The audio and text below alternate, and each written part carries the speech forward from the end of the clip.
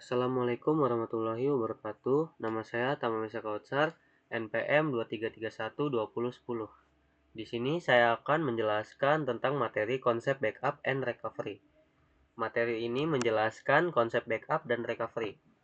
Pentingnya strategi backup yang efektif dan tantangan yang mungkin dihadapi. Definisi backup dan recovery. Yang pertama ada backup, proses menyalin data dari satu perangkat ke perangkat lain untuk melindungi data asli dari kerusakan, kegagalan perangkat keras atau ancaman lainnya. Yang kedua ada recovery, proses mengembalikan data dari cadangan ke perangkat asli atau lokasi lain untuk memulihkan data yang hilang atau rusak.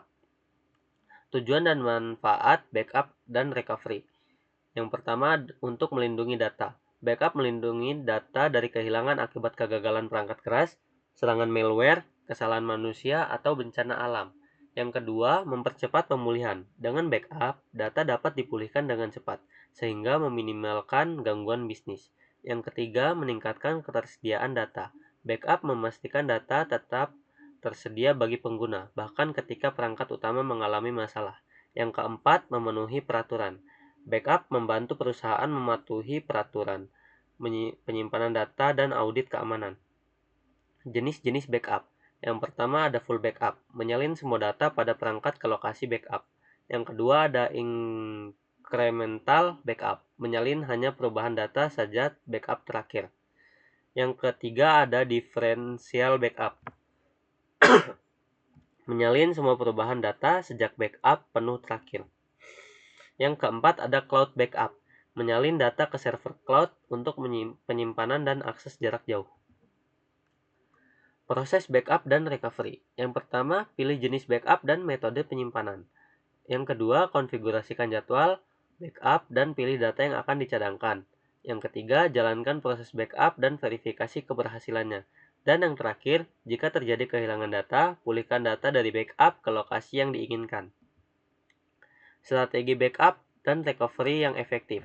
Yang pertama, enkripsi data, melindungi data yang sensitif dari akses tidak sah. Yang kedua, backup offsite, menyimpan backup di lokasi lain untuk mencegah kehilangan data akibat bencana.